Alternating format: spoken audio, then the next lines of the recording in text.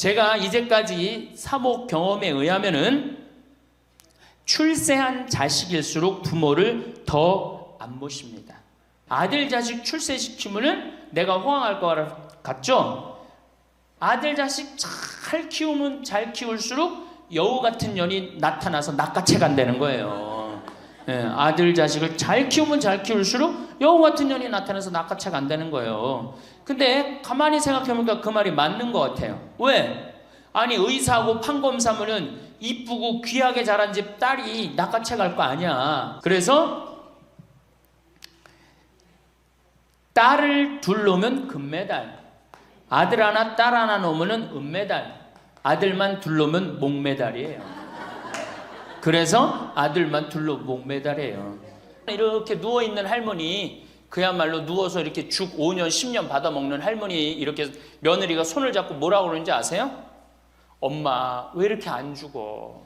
엄마가 빨리 죽어야지. 엄마도 덜 고생하고 나도 덜 고생하지. 그 보는 앞에서 죽으랜다니까요. 손잡고. 정확하지는 않지만 3년 또는 4년 전으로 기억합니다. 연세가 80대이신 할머니께서 상담을 요청해 오셨는데요. 잠시 망설이시더니 말문을 열었습니다. 남편은 돌아가셨고 혼자 사는데 재산은 평생 살아온 집 한 채가 다였다고 했습니다.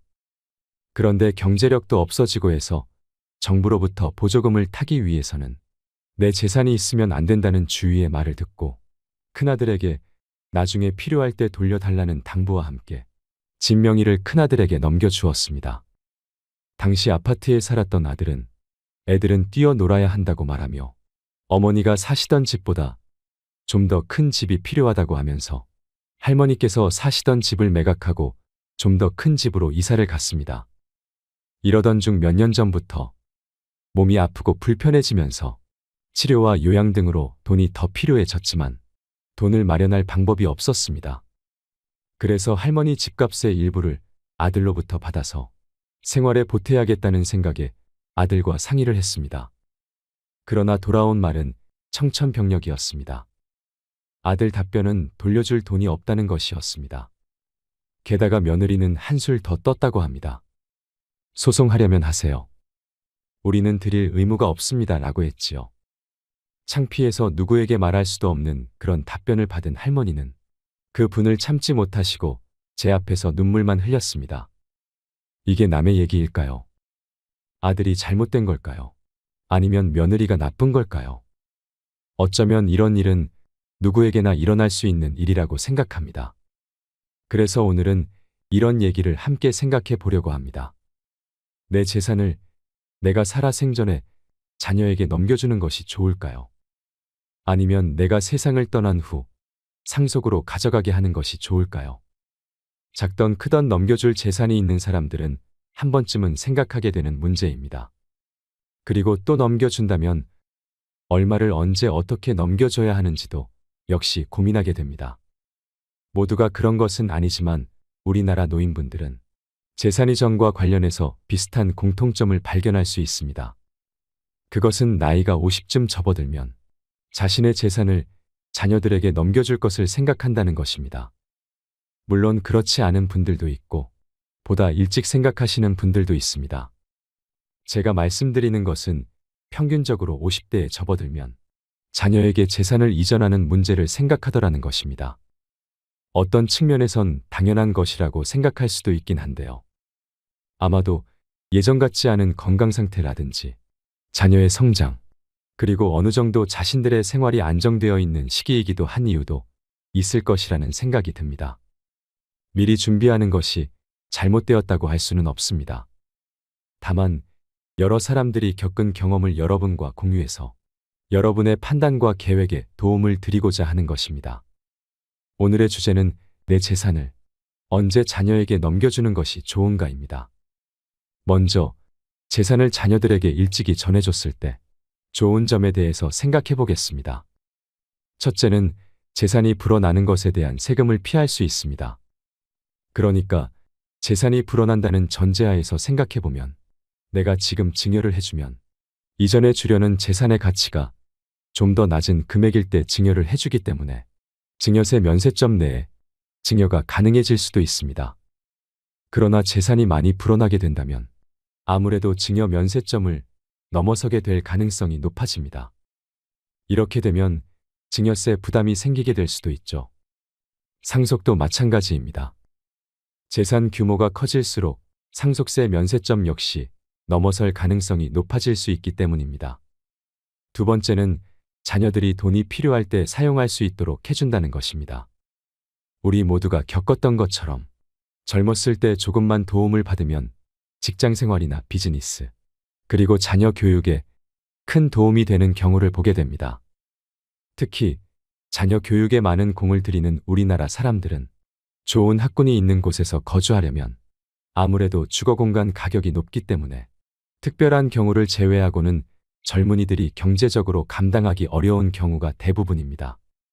이럴 때 부모의 지원은 큰 힘이 될 수 있습니다. 이런 관점은 자녀들이 정말 도움이 필요할 때 도움을 주는 것이 좋지. 자녀들이 도움이 필요치 않은 시기에 지원이 될 경우에는 별로 도움이 되지 않을 수도 있다는 것입니다.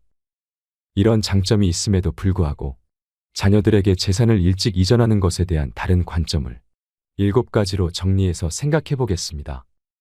첫째는 자녀에게 재산을 일찍 이전하게 되면 자녀들의 재정 관리 능력에 대한 염려가 발생할 수 있습니다. 일반적으로 나이가 젊으면 젊을수록 상대적으로 경험 부족과 판단 미숙으로 재정관리 실수가 발생할 수 있다는 염려인 것입니다. 자녀들마다 능력이 천차만별이기 때문에 획일적으로 얘기하기는 어렵지만 자녀에게 일찍 증여하기 이전에 자녀의 재정관리 능력을 검증해보는 과정이 필요합니다. 그래서 꼭 자녀에게 재산을 일찍 증여하길 원하신다면 작은 데서부터의 이전을 시도하고 재산을 관리하는 모습을 보면서 전체적인 계획을 세워나가는 것이 바람직하다는 것입니다.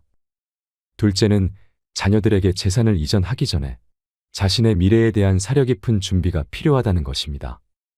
그러니까 각 개인의 인생의 목적과 살아있는 동안 재정적인 필요를 충분히 만족할 만한 준비가 되어 있는지, 혹시 몸이 불편했을 때를 대비해서 의료비 지출과 관련한 노후 대비는 되어 있는지를 봐야 할 것입니다. 이런 것이 정리된 후에 재산 이전에 대한 계획을 생각해야 할 것입니다. 이런 과정에서 세금을 최대한 줄이고 재산 증식으로 인해서 쌓여진 이익에 대한 세금 처리 역시 고민해 봐야 한다고 생각됩니다. 셋째는 나의 경제적 능력이 없어졌을 때 누가 나에게 경제 조언을 할 것인가를 생각해 봐야 합니다. 내가 경제적 능력이 있을 때는 내가 경제적으로 필요한 것은 내가 번 돈으로 또는 내가 평생 모아온 돈으로 그 필요를 충족할 수 있지만 나에게 경제력이 없어지게 되면 그때는 정말 나에게 필요한 것에 대해서 도움받을 곳이 없을 수도 있기 때문입니다. 네 번째는 내가 몸이 불편하면 누가 돌볼 것인가도 생각해 두어야 합니다. 시간이 흐르면 사람은 늙게 되어 있고 병도 생길 수 있습니다.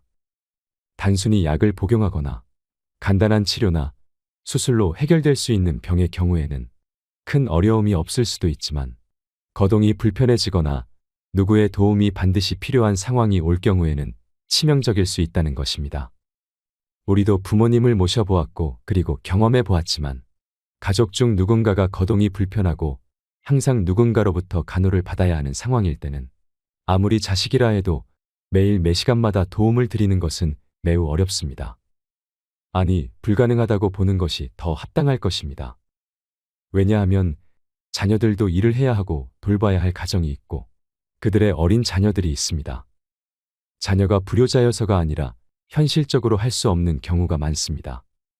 이때 정말 필요한 것은 결국 돈입니다.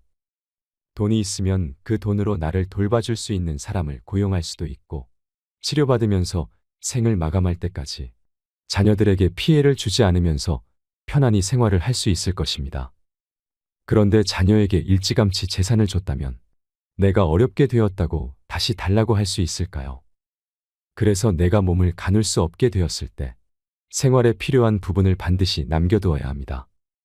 다행히 생을 마감할 때까지 그 돈을 사용하지 않아도 되었다면 그 몫은 그대로 자녀에게 넘어가도록 해두면 되는 것입니다. 내 스스로 이런 상황을 극복할 수 있는 재정적 준비가 되어 있다면 이는 나 자신은 물론 자녀들에게도 큰 도움이 되는 것이라고 생각됩니다.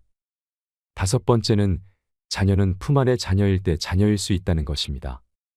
자녀를 못 믿고 자녀와 사이가 좋지 않은 가족도 있긴 합니다만 대부분의 사람들은 내 아이들을 믿고 살아갑니다.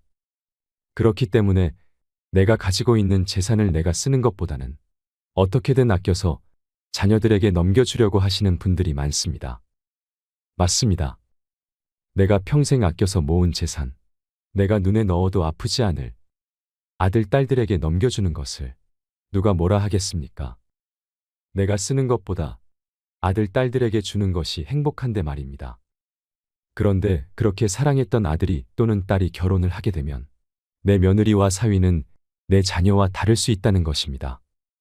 오늘 시작하면서 말씀드렸던 사례가 대표적인 한 예가 되겠습니다. 물론 그렇지 않은 경우도 많습니다. 며느리와 사이가 친딸과 아들 못지않게 행복하게 지내는 가족도 많습니다. 하지만 우리는 모든 것을 최상에다가 초점을 맞춰서 살아갈 수는 없기 때문에 이런 고민을 하는 거라고 생각이 됩니다. 6번째는 자녀 중 불행하게 된 자녀가 생긴다면 대책이 없을 수도 있습니다. 인생을 살면서 우리가 전혀 예측도 못했던, 상상도 못했던 일들이 벌어지고 일어나는 것을 경험합니다. 예전에 한 의대생의 의문의 죽음에 대한 주제의 뉴스가 있었습니다.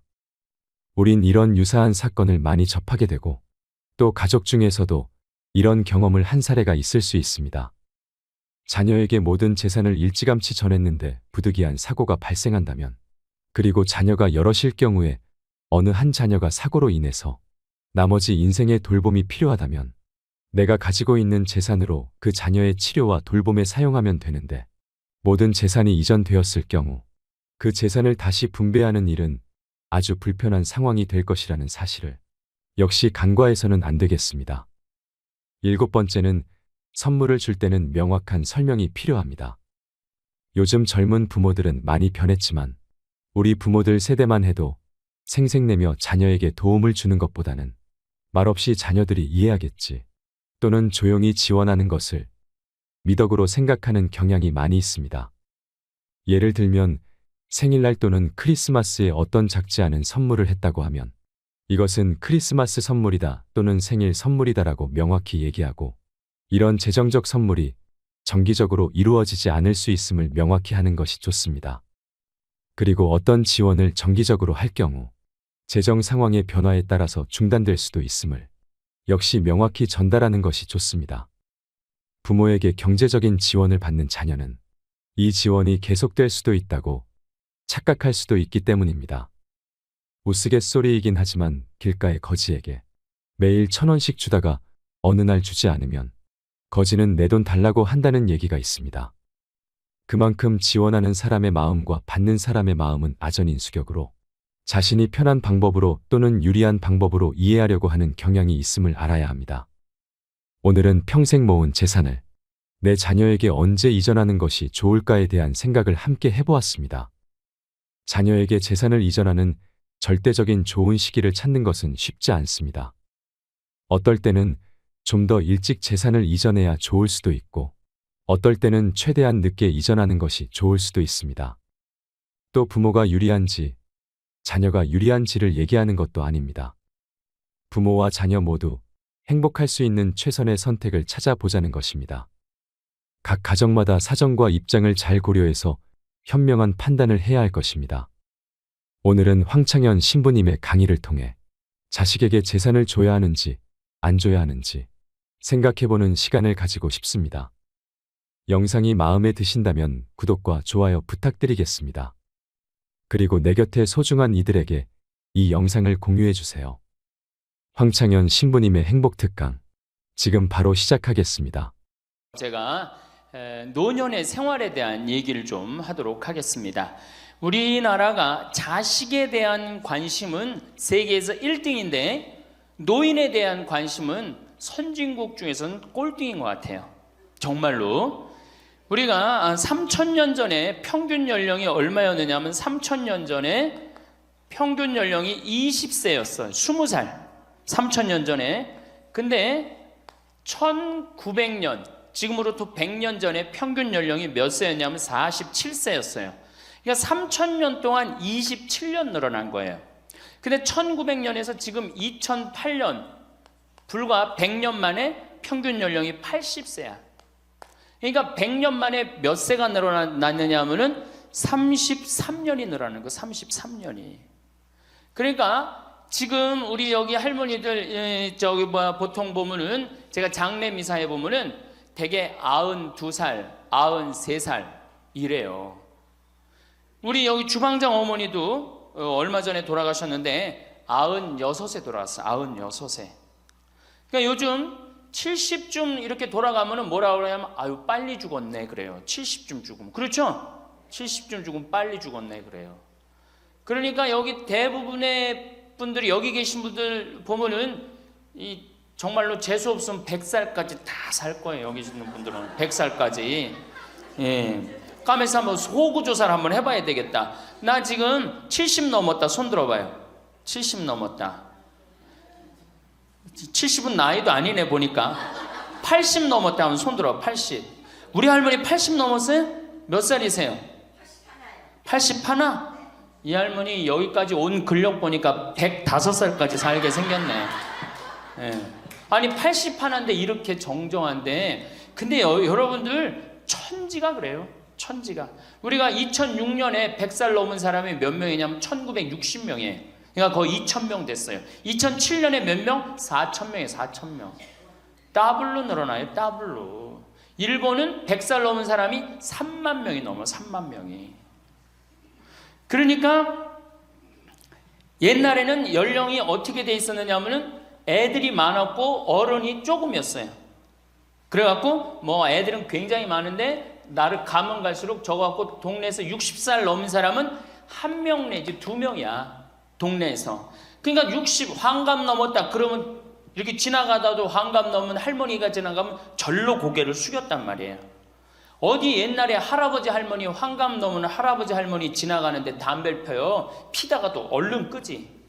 근데 지금은 이게 우리나라가 65세 이상이 500만 명이에요. 500만 명. 65세 이상이. 그러니까 도표를 그리면은 이래 60세가 훨씬 많아. 65세가. 미국은 3,300만 명. 65세 넘은 분들이. 또 이 일본은 2천만 명. 그러니까 존경을 하려고 해도 누굴 존경해? 이 수없이 많이 돌아다니는데 옛날에 하나 둘이어야지 존경을 해야지. 지금은 천지가 할머니 할아버지들인데 누굴 존경해? 누굴 존경해? 그냥 길에 채이는 게 할머니 할아버지인데 존경할 수가 없는 거예요. 혹시 우리 늙은이들 왜 존경하지 않나 이렇게 섭섭해하는 할머니 할아버지들이 착각하는 거예요. 하나 둘이어야지 존경해지. 신부도 본당 신부가 하나니까 3,000명 교우들이 존경하는 거예요. 본당 신부가 100명이다. 우리 본당에 신부가 100명이다. 존경할 거 안 할 것 같아. 채이는 게 본 신부인데, 근데 신부님 만나기 하늘의 별 따기보다 어려우니까 존경을 하는 거예요. 옛날에 할머니 할아버지들이 존경받았던 이유가 동네에서 거의 없었기 때문에. 중간에 다 죽었어. 근데 요즘 안 죽고 다 같이 가는 거야. 다 같이. 65세 이상이 500만 명이에요. 500만 명. 참고로 북한은 65세 이상이 몇 명이냐? 아니, 북한은 평균 연령이 몇 세냐? 지금 30세예요. 북한은. 우리나라는 80세인데. 그러니까 우리나라 사람들이 북한보다 50년 더 사는 거, 평균 연령이. 그러니까 여러분들 지금 남한에서 사는 거 감사해, 안 감사해요? 정말로 감사한 거예요. 우리가 지금 뭐 여러 가지 뭐 경제 불황이다 어쨌다 저쨌다 해도 6.25 끝날 때나 여러분들 해방될 때보다 지금 잘 먹고 잘 살아요, 못 살아요? 그때 비하면 너무너무 잘 먹고 잘 사는 거예요. 그런데도 우리가 불행하다고 생각한다면은 하느님이 축복을 엄청나게 줬는데도 그 축복의 가치를 모르는 거죠. 근데 어쨌든 우리나라는 지금 프랑스는 120년 동안 고령화가 천천히 진행됐어요. 근데 우리나라는 20년 만에 초고령 사회로 들어섰어요. 왜냐하면 우리나라가 왜 초고령 사회로 들어서느냐 하면은 우리나라가 먹을거리가 참 건강해요. 세계 5대 건강식품이 있는데 우리나라의 김치, 일본의 나또, 인도의 렌틸, 스페인의 올리브, 그리스의 요거트, 이게 세계 5대 건강식품이에요. 근데 그 중에 우리나라 식품이 뭐가 있어? 김치가 있단 말이야. 근데 인도의 렌틸이나 일본의 나또가 뭘로 만드냐면 콩으로 만드는 제품이에요. 근데 우리나라 콩으로 만드는 제품이 뭐가 있어? 된장, 간장, 고추장, 그리고 더 기가 막힌 건 뭐예요? 청국장 있잖아요. 청국장. 이 좋은 걸 먹으니까 죽어요, 안 죽어요? 안 죽는 거예요. 그러니까 다른 나라 120년 동안 가는 초고령 사회를 우리는 몇 년 만에 가는 거예요? 20년 만에 지금 가고 있어요. 제가 병자성사를 가보면은요, 보통 95살 먹은 어머니를 며느리가 이렇게 모시면 며느리가 몇 살이냐면 70살이야, 70살. 그러면 내가 병자성사를 가면 이렇게 누워있는 할머니, 그야말로 누워서 이렇게 죽 5년, 10년 받아먹는 할머니, 이렇게 며느리가 손을 잡고 뭐라고 그러는지 아세요? 엄마, 왜 이렇게 안 죽어? 엄마가 빨리 죽어야지. 엄마도 덜 고생하고 나도 덜 고생하지. 그 보는 앞에서 죽으랜다니까요. 손잡고. 그리고 꼭 하는 말이 있어요. 엄마가 빨리 죽어야지 우리 신부님도 그만 고생시키고. 병자성사 맨날 오니까 신부님 고생한다 이거지. 그러니까 살아있는 게 다 고생이라는 거지. 본인도 고생, 며느리도 고생, 병자성사 오는 신부님도 고생. 그러니까 늘 고생한다니까. 엄마 빨리 죽으라고 그러는 거예요. 공자님께서 2500년 전에 뭐라고 그랬냐면은 너희는 부모의 나이를 꼭 기억해두라 그랬어요. 부모가 살 날이 얼마 남지 않았으니까.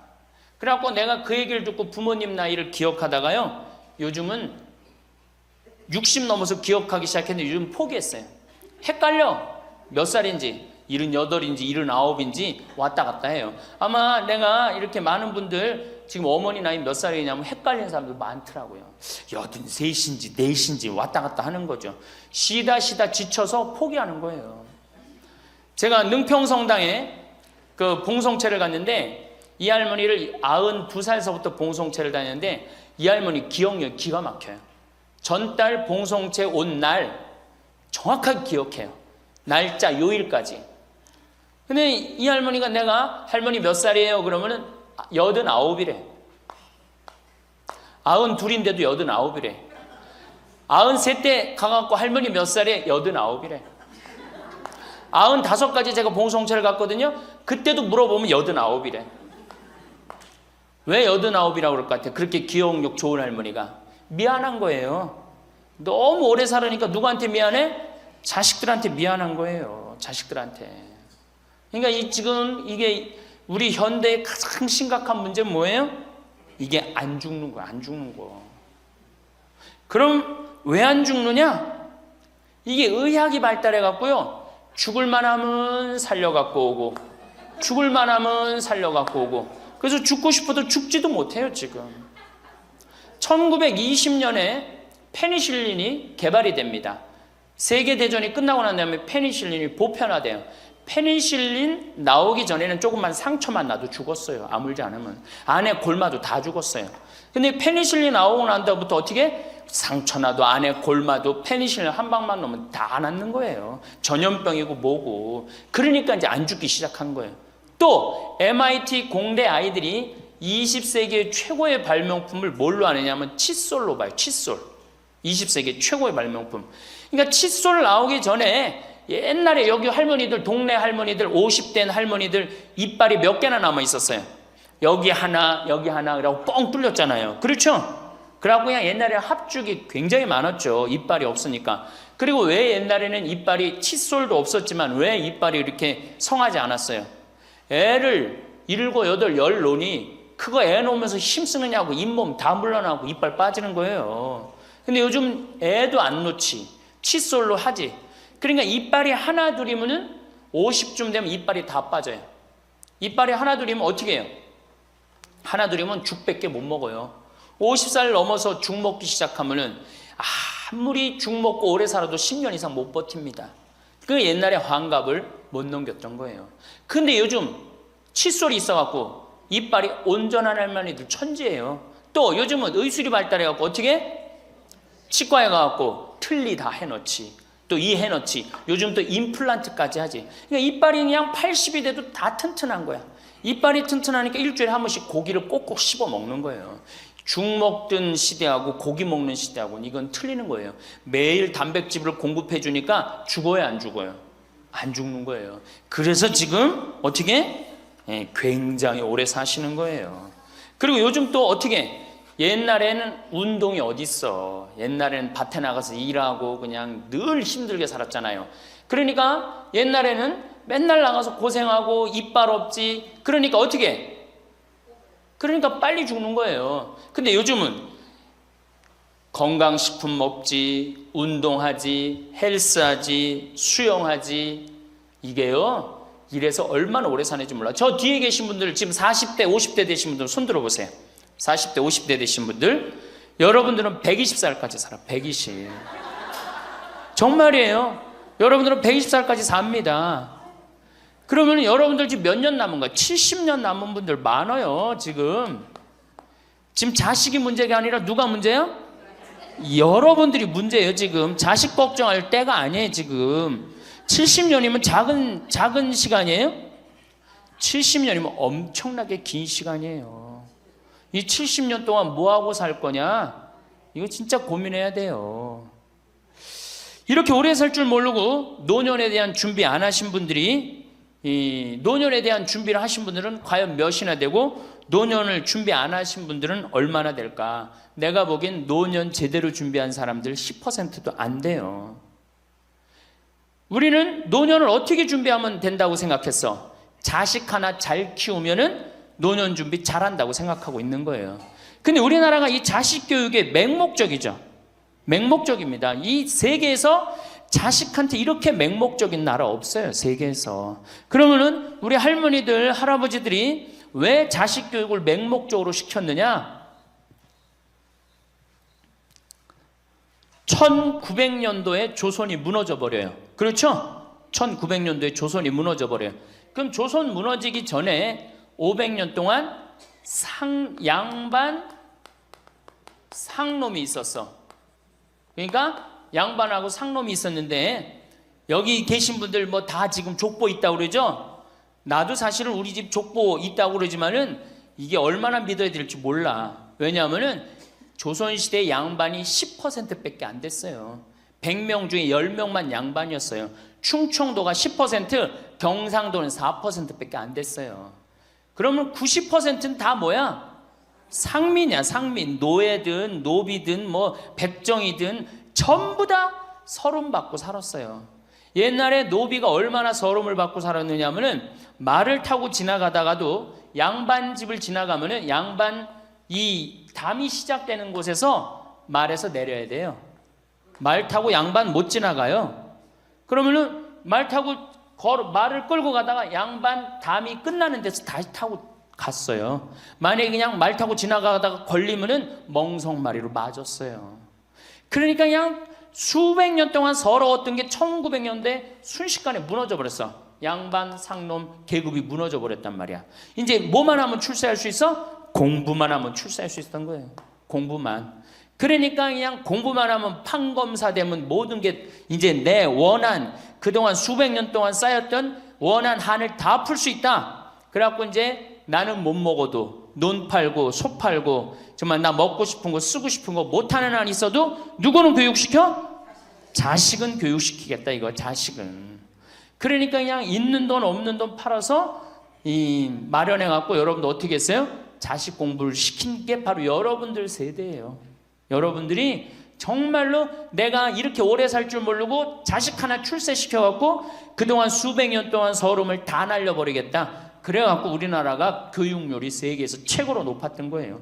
근데 지금 젊은 사람들은 왜 그러는지도 모르고 지금은 무조건 그 전통을 이어받아 갖고 자식한테 미쳐서 교육을 시키는 거고, 지금 젊은 사람 30대 40대는 할머니 할아버지들 세대는 그 서름을 날려버리고 싶어서 자식을 교육을 시켰던 거예요.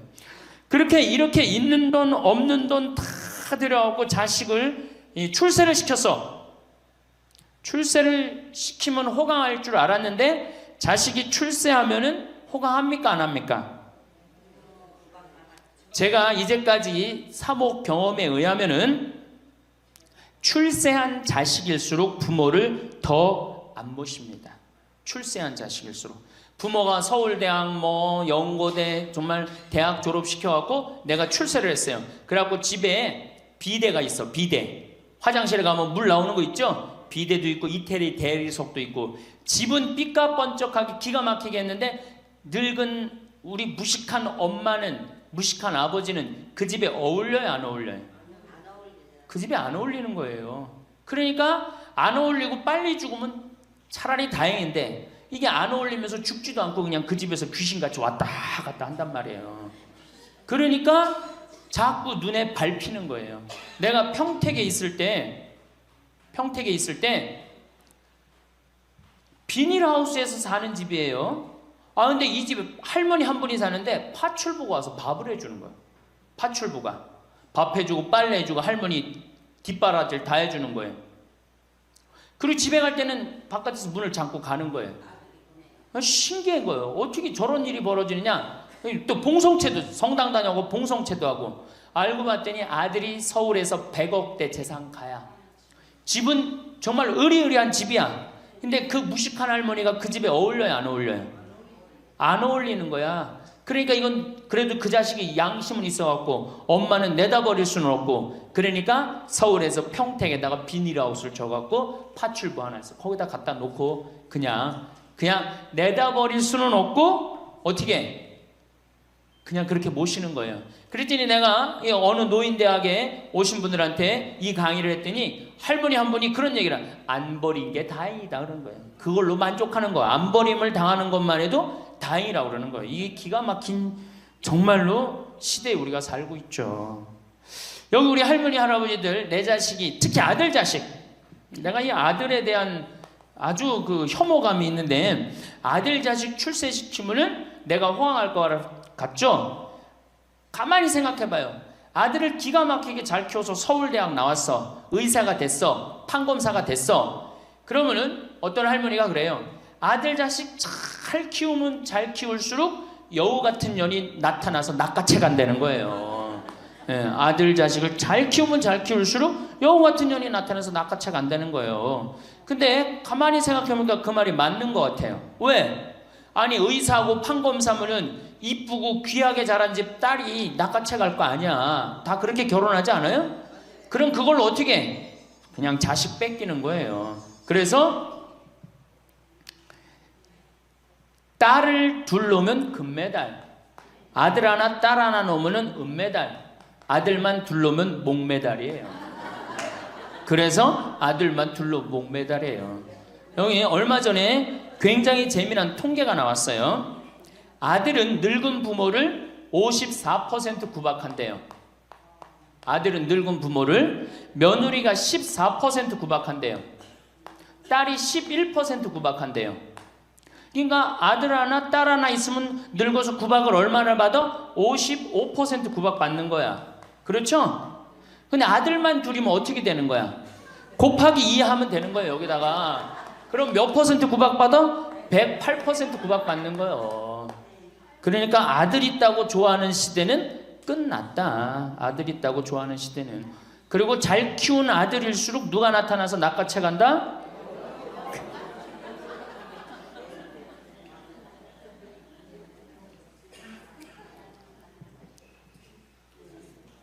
물론 아들이라고 다 불효자는 아니에요.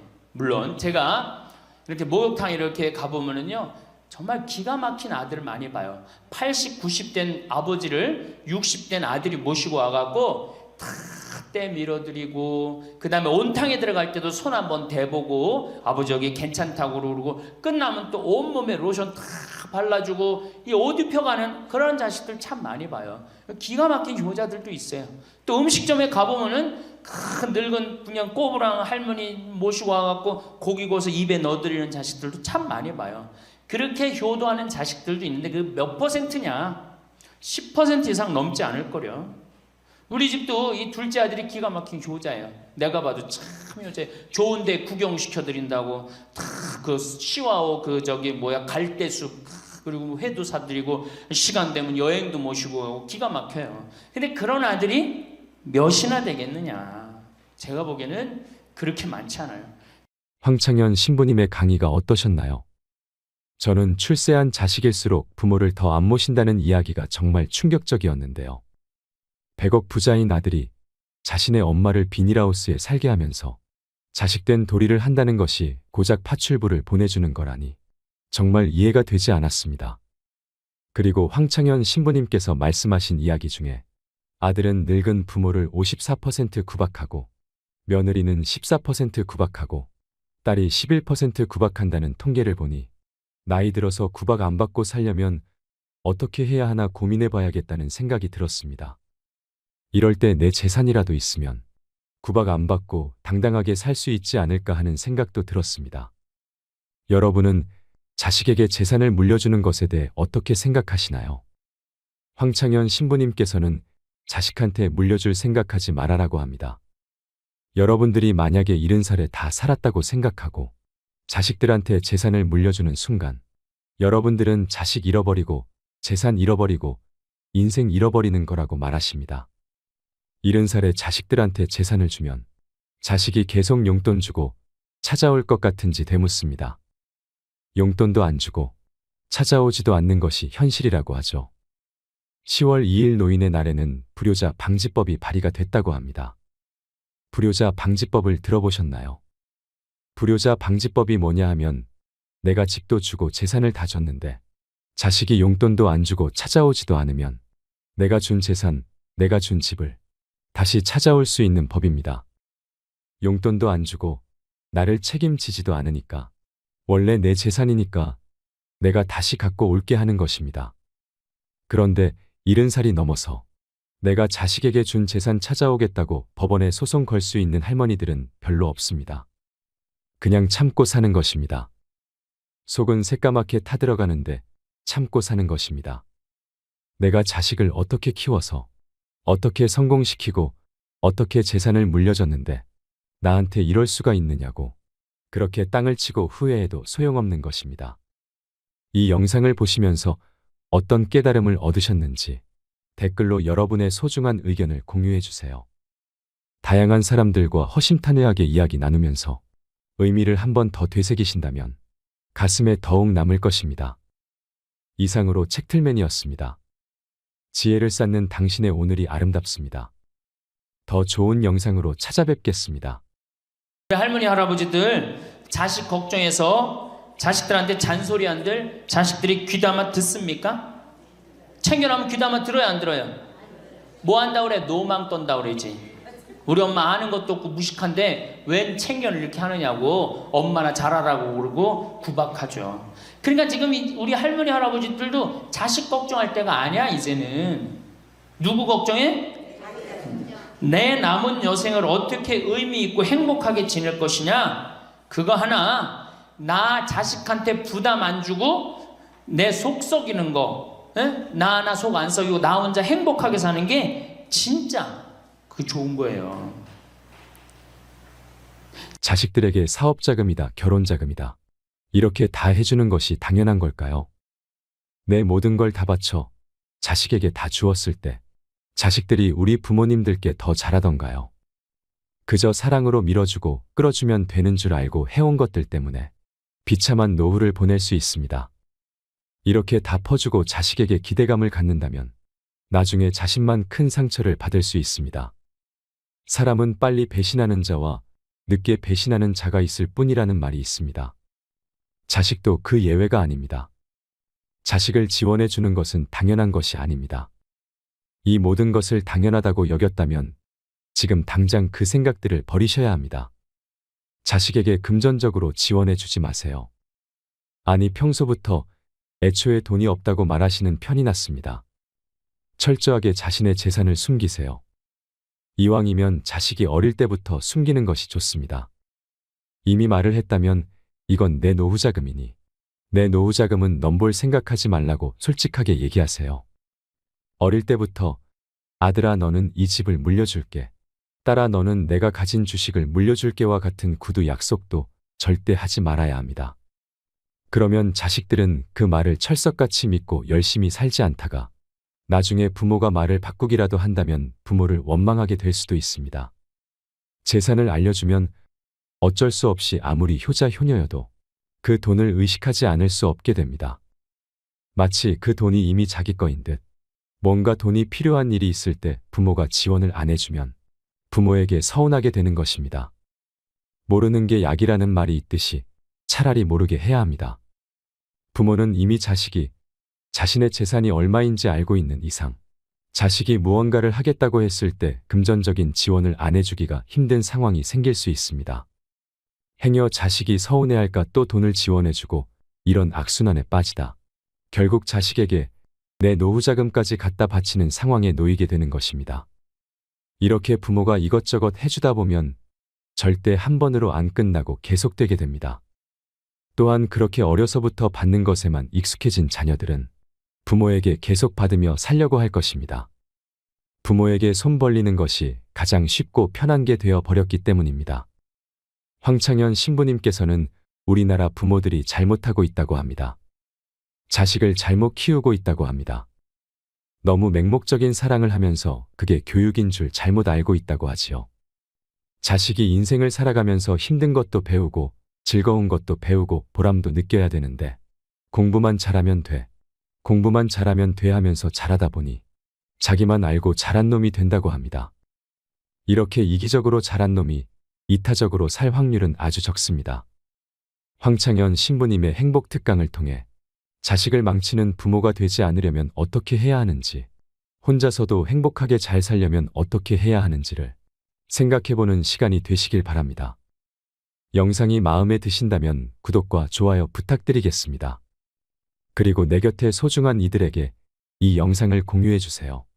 제가 비산동에서 보좌 신부할 때 고해성사 들어보면 맨 자식 욕하는 할머니들 천지였어요. 맨. 우리나라가 자식에게 이 사교육비로 쏟아붓는 돈이 세계 1등입니다. OECD 국가 경제개발협력기구 국가 중에 1등이에요. 1등.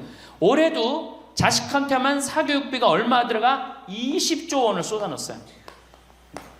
공교육비 말고 학교 가는 학비, 책값 이런 거 말고 학원 보내고 과외시키는 것만 20조 원을 쏟아놓은 거예요. 정신 나간 거죠. 이렇게 있는 돈 없는 돈 쏟아서 자식한테 쏟아붓는데 늙은 부모 안 찾아가기로 세계에서 1등이 어디에 OECD 국가 중에 우리나라가 1등이에요. 엄청나게 받았는데 그거 부모한테 되돌려줘요? 안 되돌려줘요? 되돌려주지 않아요.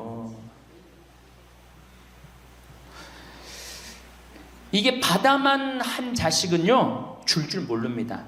받아만. 근데 우리나라 부모님들이 교육을 정말 잘못하는 게 뭐예요? 초등학교, 중학교, 고등학교, 대학교, 대학원 장가 갈 때까지 어떻게 해? 다 해줘. 자기 허리 휘는 거 모르고. 미국은요 10살이 돼 애가 10살이 되면은 동네에서 얘네들은 16살이면 운전면허증을 딸 수 있어요. 16살이면. 그럼 10살 생일 때 얘네들이 뭘 하느냐 하면은 동네에 돌아다니는 차, 자기 마음에 드는 차 있죠? 그걸 찍어요. 저 집의 아저씨 저 차는 내가 나중에 6년 후에 살 거다. 그 6년 후에 사면 우리나라는 당장에 6년 후에 누구한테 매달려? 엄마한테 사달라고 매달리잖아요. 근데 얘네들은 절대 안 그런다는 거예요. 그 차를 사기 위해서 아르바이트를 하는 거예요. 돈을 모으는 거예요. 이 미국의 대학생들은 아르바이트를 36% 하는데 우리나라 대학생들은 아르바이트를 5%밖에 안 해요. 그러니까 얘네들 6년 동안 돈을 모으는 거예요.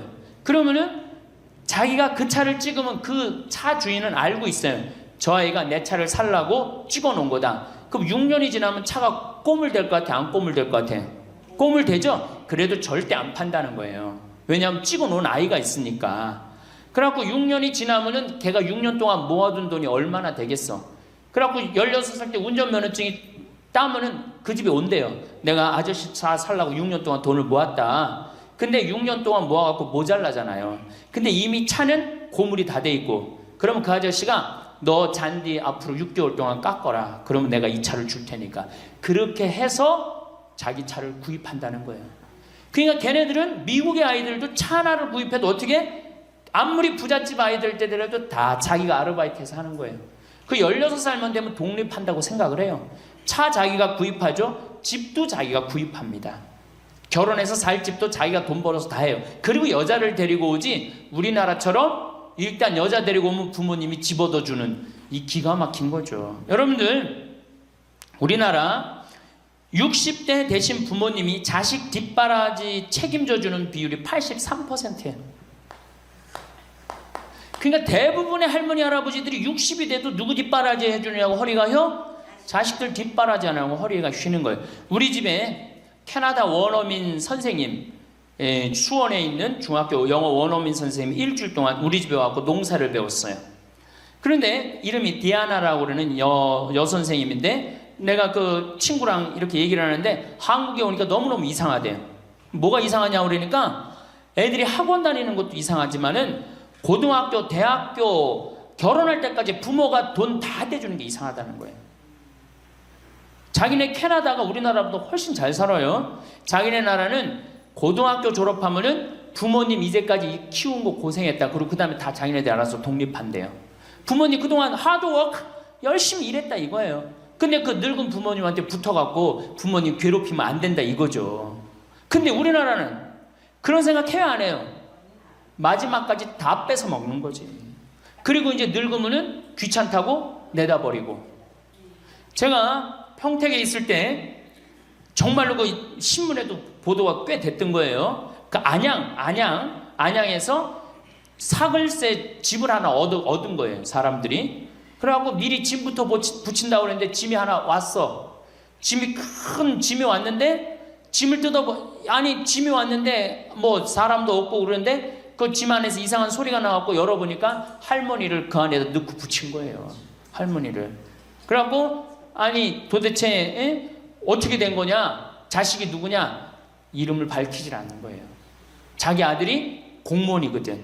그러니까 밝히지 않는 거. 자, 그거 자식 생각한다고. 그거는 여러분들 자식 교육이 아니에요. 그런 자식 살아서 뭐 할 건데. 그런 자식 키워서 뭐 할 건데.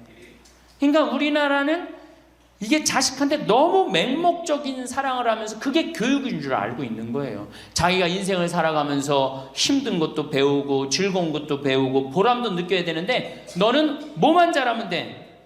공부만 잘하면 돼. 공부만 잘하면 돼. 그러니까 자기만 알고 자란 놈이죠. 그러니까 이기적으로 자란 놈이 이타적으로 살 것 같아요? 절대 못 삽니다.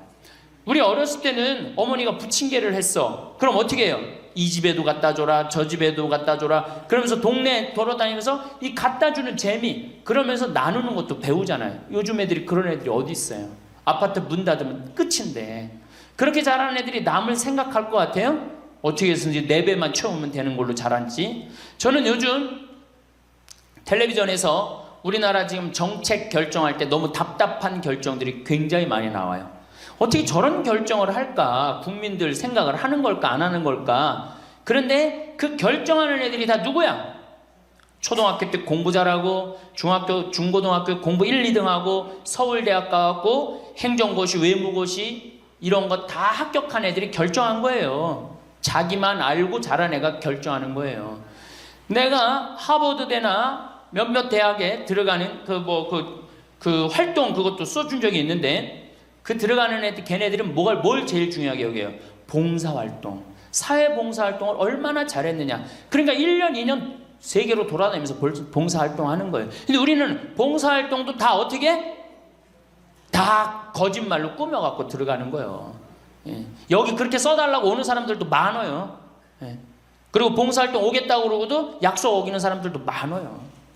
정말로 그렇게 해갖고 자식을 키우면은 뭐 할 건데요? 83%가 60세에 책임을 지는데 70세에 돼갖고는 몇 %가 책임지느냐 하면은 64%가 자식을 책임져요. 70이 됐는데도. 그런데 일본은 9%, 70이 돼갖고 자식 책임지는 부모는 9%예요. 홍콩이 11%. 그러니까 우리나라 50% 할머니 할아버지들은 늙어 죽을 때까지 누구한테 뒷바라지 하다 죽어요? 자식 뒷바라지 하다 죽어는. 이걸 문서 없는 노비라고 그래요. 문서 없는 노비야. 완전히 죽을 때까지 노예야, 노예. 그러니까 그렇게 하시면은 안 됩니다. 이제 여러분들 인생을 사셔야 돼. 자, 효도가 사라진 시대예요. 이제는 부모가 애절해야지 효도를 하지, 부모가 내가 부모가 없으면 내가 정말로 이게 안 되겠구나 이래야 되는데 지금 내가 50, 60이 됐는데도 부모가 살아있어 안 살아있어요? 50, 60이 돼도 부모가 살아있어요. 내 몸 하나 건사하기 힘든데 누구까지 책임져? 80, 90된 어제 여기 어제 성당에서 교육을 받으러 왔는데 자기 부모 살아있는 분 손들어 보니까 많더라고요. 몇 살이냐니까 100살이래. 100살. 그래갖고 자식들이 어떻게 됐냐 그러니까 자식들이 먼저 죽었대요. 너무 오래 살으니까 자식 앞세우는 할머니들도 굉장히 많아요. 100살. 100살이래요. 요즘 90 넘는 거는 아주 쉬운 일이에요. 웬만해야지 효도할 거 아니야. 먼저 죽는데, 모시다가 먼저 죽는데. 조선시대만 하더라도 부모님을 그저 10년만 정성스럽게 모시면 부모님이 알아서 돌아가 주셨어요. 알아서 돌아가 주셨어요. 그런데 요즘 부모님들은 20년을 모셔도 30년을 모셔도 돌아갈 생각을 안 하는 거예요. 100살을 산다면 거의 50년을 모셔야 되는 거예요. 그러니까 자식들이 부모 모시다 지치는 거예요. 자식들이 부모 모시다 지치는 거예요. 김병에 효자 없다는 말뿐만 아니라 오래 사시는 늙은 부모님한테도 효자 없게 되어 있습니다. 생각해 보십시오. 내 나이가 70이 다 됐는데도 내 몸 하나 건사하기도 힘든데 100살 된 부모님 모시는 거 쉬운 일이 아닌 거예요. 제일 좋은 건 뭐예요? 내가 늙어 죽을 때까지 자식한테 의지하지 않고 살다가 돌아가실 때는 꼴까닥 죽어버리는 거야. 돌아가실 때는. 그러니까 지금 자식하고 같이 붙어서 산다 이런 생각 꿈도 꾸지 마시고 그냥 나 혼자 살다가 어떻게 죽을 때 꼴까닥 죽으면 되는 거. 죽을 때 신부님 그래도 자식이 내 임종은 봐야 되지 않느냐. 임종은요 부모님 조선시대에 또 그 전에 한 평균 연령 37세 40세 때 자기 부모님 돌아가시는 거 못 보면 한이 됐어요. 그렇죠? 근데 지금 임종 볼 필요 없어요. 볼 만큼 봤어. 아주 지겹게 봤어. 뭐 임종까지 봐요. 그냥 주무시다가 꼴까닥 돌아가시는 게 제일 좋으신 거예요. 이 꼴까닥 돌아가시는 방법은 내가 이제 네 번째 시간에 알려드리도록 하겠습니다. 신부님 어떻게 꼴까닥 돌아가는 방법이 있습니까? 방법이 있어요. 꼴까닥 죽는 방법이 있어요. 우리 옛날에 뭐라 그래? 요즘 뭐라 그래? 9988이라고 그러죠? 99세까지 팔팔하게 살아라. 이 방법이 있어요. 이건 제가 이제 말씀을 드릴 거예요. 환갑, 진갑 다 찾아 먹네. 그러면 진짜 오래 살았다는 얘기죠. 환갑은 몇 살 때 환갑 잔치를 해요? 60에 하죠? 그 다음에 진갑은 61. 진짜 오래 살았다고 그래서 진갑이야. 61만 살아도 진짜 오래 살아. 근데 요즘은 고희 70. 그렇죠? 그 다음에 희수 77, 미수 88, 백수 99. 이거 잔치하는 사람들 천치예요. 천치. 자식 하나 대학 졸업시키는데 드는 돈이 약 3억 정도 들어가요. 3억. 내 자식 둘을 졸업시켰다. 그럼 얼마가 들어가? 6억이 들어가. 6억. 셋을 졸업시켰다. 9억이 들어가. 9억. 그럼 늙어서 내가 정말로 풍요롭게 쓰는데 돈이 얼마 정도면 필요하냐면 5억에서 10억 정도예요. 그러니까 내가 자식 대학만 안 보내면 어떻게? 내가 풍요롭게 쓸 수 있는 거예요. 저 뒤에 계신 젊은 분들 대학 보낼 생각하지 마세요. 여러분들 우리나라가 고등학교 졸업해갖고 대학교 들어가는 게 83%가 고등학교 졸업하는 아이들이 대학 가요. 우리나라보다 훨씬 잘 사는 일본이 고등학교 졸업하고 대학 얼마 들어가? 50% 들어가요. 그 다음 유럽이 대학 졸업하고 30% 들어가요. 우리나라는 고등학교 졸업하면 아무나 진짜 공부하기 싫은 놈이나 꼴통이나 문제 일으키는 놈 아니면 다 대학 가는 거야. 다 대학 가요. 일본은 할 만한 놈만 가는 거예요. 일본은. 유럽은 진짜 똑똑한 놈만 가는 거예요. 그래서 독일은 대학 졸업하면 문패에다 대학 졸업했다는 표시를 써놔요. 그만큼 대학 졸업하는 게 힘든 거예요. 근데 우리는 아무나 대학 졸업 다 해요. 아무나. 그 좋은 대학 가면 몰라. 머리는 완전히 그냥 정말로 돌머리인데 그냥 무슨 지방 제3대학, 4대학 나왔고 취직을 해요? 올해 여러분들 100명 졸업한 중에 취직 몇 명 했어? 3.8명에서 3.8명. 96명이 취직을 안 하고 놀고 있어요. 대학원 졸업했겠다. 손에 기름 묻히긴 싫겠다. 엄마 아버지 등 뜯어먹고 살고 있는 거예요. 아까 얘기했잖아. 83%가 60이 돼도 자식 책임진다고. 대학 졸업하고 취직을 해야지 자기 구실을 할 거 아니야. 차라리 대학 졸업하고 취직도 못할 양이라면 어떻게 하는 게 좋아요? 안 보내고 그 돈 모아갖고 애 가게 차려주는 게 훨씬 낫지. 아니면 그 돈 모아갖고 나 노후 대책 드는 게 훨씬 낫지. 우리나라의 대학을 때려 부시지 않으면 경쟁력이 없어요. 때려 부셔야 돼요. 유럽보다 대학이 10배가 많아요. 10배가. 유럽보다 대학이. 근데 그 대학이 경쟁력이 있느냐? 55개 국가 중에 경쟁력이 53개 3등이에요. 우리나라 대학이. 그러니까 다 미쳐있는 거야. 내가 보기에는 다 미쳐있는 거야. 그냥 제발 좀 정신 좀 차리세요. 저 뒤에 계신 분들. 앞으로 몇 년 남아있어요? 70년 남아있어요. 있는 돈 없는 돈 자식한테 쏟아낼 게 아니에요. 우리 할머니 할아버지들 자식 걱정해서 자식들한테 잔소리한들 자식들이 귀담아 듣습니까? 챙겨나면 귀담아 들어요 안 들어요? 뭐 한다 그래? 노망 떤다 그러지. 우리 엄마 아는 것도 없고 무식한데 웬 챙겨를 이렇게 하느냐고 엄마나 잘하라고 그러고 구박하죠. 그러니까 지금 우리 할머니 할아버지들도 자식 걱정할 때가 아니야. 이제는 누구 걱정해? 내 남은 여생을 어떻게 의미 있고 행복하게 지낼 것이냐. 그거 하나. 나 자식한테 부담 안 주고 내 속 썩이는 거, 나 하나 속 안 썩이고 나 혼자 행복하게 사는 게 진짜 그 좋은 거예요. 제가 외국 여행 다녀보니까 선진국에서 돈 쓰는 사람들은 다 할머니 할아버지들이에요. 백화점에서 양장 사 입고 양복 사 입는 분들 다 누구야? 할머니 할아버지들이에요. 내가 뭐 프랑스 파리 쌍젤리제 거리, 그 다음에 이탈리아 나보나 광장 이런 데 다 다녀보잖아요. 밤에 누구만 돌아다녀요? 할머니 할아버지들만 돌아다녀요. 거기서 다 팔짱 끼고 나와서 와인 마시고 맥주 한 잔 마시고 그리고 들어가세요. 우리나라 명동 밤거리에 누구만 돌아다녀요? 젊은 애들만 돌아다니죠? 할머니는 그 시간에 뭐해? 뒷방에 쥐처럼 웅크리고 있는 거예요. 정말로. 그래갖고 명동에 나가면 할머니들 할아버지들 구경할 수 없는데 탑골 공원에 가보면 할머니들이 거기서 뭐하고 비둘기하고 놀고 있잖아. 놀아주는 사람도 없으니까 비둘기하고 놀아주고 있는 거예요. 제발 그러지 마시고 가지고 있는 거 쓰고 돌아가세요. 쓰고. 그리고 제발 다니세요. 그리고 우리 할머니들 지금 오늘 1박 2일 이렇게 나와주는 거 이거 며느리한테 굉장히 좋은 거예요. 나 며느리랑 산다 한번 손 들어봐. 며느리랑 사는. 며느리랑 사는 분은 가능한 한 집에서 자꾸 나가주는 게 좋은 거예요.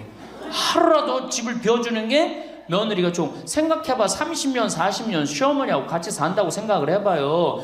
아침부터 저녁까지 그냥 얼굴 마주보고 산다고 생각해봐. 얼마나 힘들어. 귀 있을 때마다 뭐 해주는 게 좋아? 나가주는 게 좋은 거예요. 그러니까 가능한 한 나가 돌아다니고, 예? 아침에 해 뜨면 집에 나와갖고 해 지면 집에 이제 들어가는 거, 그게 좋은 거예요. 그래갖고 청승맞게 탑골공원 그런 데 가면 안 되고 이런 데. 그냥 노인대학. 우리 천주교가 진짜 잘하는 게 뭔지 아세요?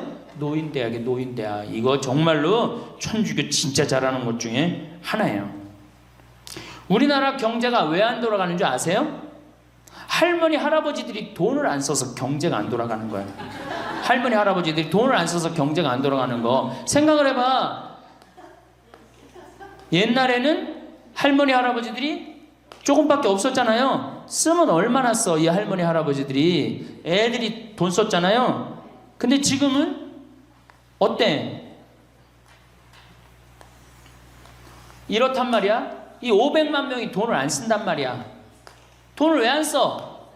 돈을 왜 안 쓰냐면은 내가 가지고 있는 집 이거 누구한테 물려주려고 안 쓰는 거야? 자식한테 물려주려고 안 쓰는 거야. 이거 은행에다 맡기고 이거 쓰면은 우리나라 경제 돌아갈 것 같아? 안 돌아갈 것 같아요? 팍팍 돌아갑니다. 팍팍. 할머니들이 여행도 많이 다니고 옷도 많이 사고 맛있는 것도 많이 사고 사 먹고 그러면 경제 팍팍 돌아가. 아 근데 이 500만 명이 돈을 깔고 뒷방에 딱 그냥 눌러 앉아서 안 쓰네. 그러니까 경제가 안 돌아가는 거예요. 다 쓰시다가 돌아가실 때 통장에 500만 원만 남겨놓고 돌아가세요. 500만 원만 통장에 다 쓰다가 신부님 500만 원으로 무슨 장례를 합니까? 부주금 들어오잖아. 부주금. 이 부주금 갖고도 싸우는 사람 많아요. 네가 더 갔느냐 내가 더 갔느냐 그리고 싸우고 앉아 있다고. 세상에 부모 돌아가셨는데 부주금 갖고 그래갖고 형제끼리 싸워갖고 죽고 그러는 경우도 많아요. 얼마나 이게 우리나라가 지금 정말 불행한 거예요. 다 쓰다가 통장에 얼마만 남기고 죽어? 500만 원만 남기고 죽을 때 어떻게 죽어? 꼴까닥 죽어버리란 말이야. 다 쓰다가 통장에 500만 원만 남으면 꼴까닥 죽게 돼 있어요. 근데 안 쓰고 뒷방에 들어 앉으면 10년 20년 벽에 똥치라고 사는 거예요. 저는 우리 형제들한테 이미 공표했어요. 어머니가 돌아가시든지 아버지가 돌아가시든지 부주금 들어오면 형제들이 한 푼도 손 못 댄다. 그거 내가 다 가지고 과원이나 양론에 집 한 채 져준다. 어머니 이름이나 아버지 이름으로. 얼마나 멋있어. 그렇게 멋있게 살다가 가야 되지 않아요? 이건 죽으나 사나 내 자식밖에 모르고 사니 이게 얼마나 나라가 빡빡하고 답답해요. 우리나라 그냥 다른 빌 게이츠 240억 달러를 사회에 기증해놨잖아요. 우리나라는 어떻게 한 푼이라도 더 자식한테 재산, 돈 많은 사람들이 재산 자식한테 더 준다고 편법 쓰고 불법 쓰고. 정말 얼마나 답답해요. 우리 할머니들은 다 쓰다가 통장에 500만 원만 남기고 죽든지, 만약에 죽으려고 그랬는데도 아직도 돈이 남았다 그러면은 본당 신부한테 갖다 줘. 여러분 한시민한테 갖다 주란 말이야.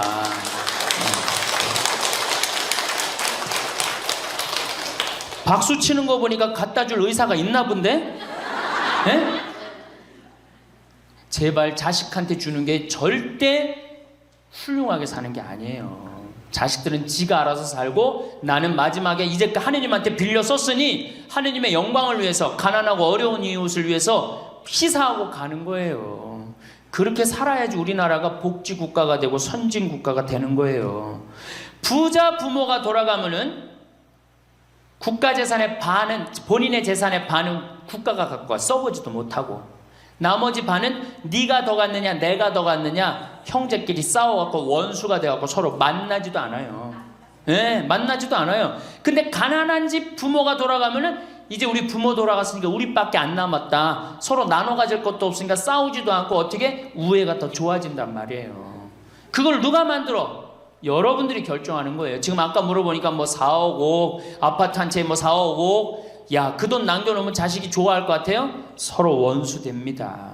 원수돼요.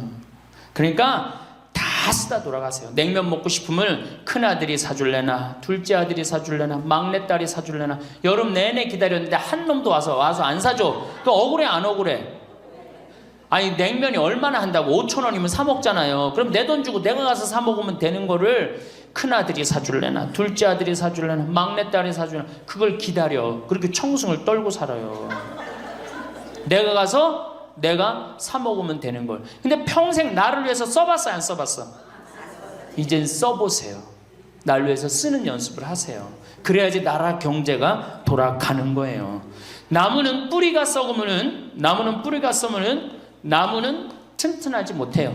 열매는 맺을 수가 없어요. 근데 우리나라는 지금 뿌리 썩어요 안 썩어요? 노인이라는 뿌리, 부모라는 뿌리가 썩잖아요. 그럼 나무가 튼튼하겠어요? 열매가 튼튼하겠어요? 이 열매들 내가 보기에는 요즘 중고등학교 젊은 애들 다 썩었다고 표현하면 좀 과할지 모르지만 내가 보기엔 96%는 대학까지 졸업하고도 놀고 앉아 있어요. 그러니까 제발 여러분들 그렇게 하지 마시고, 그렇게 할 양이라면 차라리 내가 남은 인생 이제까지 자식 고생시켰고 자식 공부하느냐고 고생했죠. 그렇죠? 그 다음에 노동해내냐고 고생했지. 이제 65세 넘어서 인생이 휴가 기간 아니야. 휴가라면 휴가를 멋있게 쓰다가 죽어야 될 거 아니에요. 이제 우리 할머니 할아버지는 휴가 아니야 지금? 휴가죠? 휴가라 오늘 여기 1박 2일 동안 온 거 아니에요 여기 지금? 그렇죠? 근사하게 살다가 멋있게 살다가 죽을 때는 통장에 500만 원 남겨놓고 죽을 때는 어떻게? 올가당.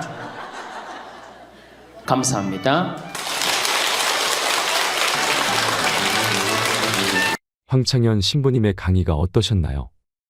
영상을 보신 분들 중에는 나는 이렇게까지 해줬는데 자식들은 왜 내가 해준 만큼 해주지 않지라고 생각하며 자식과의 관계가 파탄에 이른 부모님들도 있을 것입니다. 물론 이것을 자식 탓으로만 보기는 어렵습니다. 요즘 강남 아파트들 중에서 빚 없이 산 집이 없다고 합니다. 전세집을 구하러 다니다 보면 그렇다고 하는데요.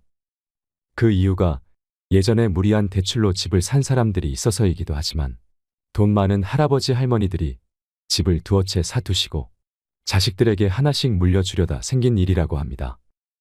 하지만 이렇게 할 경우 세금이 문제가 되기에 작년쯤 하나 두 개 정도는 증여를 많이 하셨다고 합니다. 그렇게 자식들 이름으로 넘겨주니 자식들이 다니던 회사를 관두고 다른 사업한다고 증여받은 집을 대상으로 담보대출을 받았답니다. 이외에도 아버지 공무원 연금으로 빚잔치한 아들 이야기가 있습니다. 이 아들은 그 귀하디 귀한 아버지 연금을 빌리기 전에 자기가 나중에 돈을 벌어 부모를 다 모시겠다고 말했답니다. 결과는 어땠을까요? 당연히 아들은 그 약속을 지키지 않았습니다. 사람 욕심이란 게 참으로 무섭습니다. 이런 경우 말고도 내 노후 자금을 탈탈 털어 2억을 현금으로 주면서 결혼시킨 집도 있고 여러 가지 안 좋은 케이스들이 많습니다. 부모야 자식을 생각하는 마음에 그리고 자식이 좀 더 쉽고 편하게 살라는 마음으로 그러시겠지만 그런 좋은 마음이 오히려 자식에게는 독이 될 수도 있습니다. 그러다가 부모 자식 간에 싸움이 나기도 한답니다. 하지만 이게 한편으로는 다 부모가 자식을 경제적으로 독립시키지 못해서 생긴 일이 아닌가 싶기도 해서 답답한 마음이 들기도 합니다. 부모님들께 감히 말씀드립니다. 자식들을 향한 맹목적인 애틋한 마음은 그만 접어두시고 힘들게 산다 하더라도 너무 주지는 마세요. 돈 벌기 어려운 거 알아야 부모 돈도 어려운 줄 안답니다. 저는 이것에 100% 공감합니다. 자립심을 길러주지 않고 돈만 주게 된다면 그 돈 소중한 줄 모르고 막 쓰고 다니다가 계속 부모에게 손 벌리는 경우가 부지기수입니다. 혼자서도 행복하게 잘 살려면 우리는 다음과 같은 것들을 준비해야 합니다. 첫째로, 우리는 혼자 있을 때도 할 수 있는 취미가 필요합니다.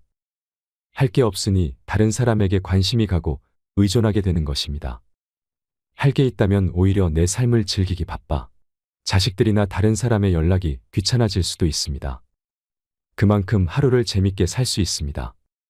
만약 자식들이 아니라 이런 취미 생활을 같이 할 수 있는 친구들이 있다면 더 만족한 삶을 살 수 있습니다.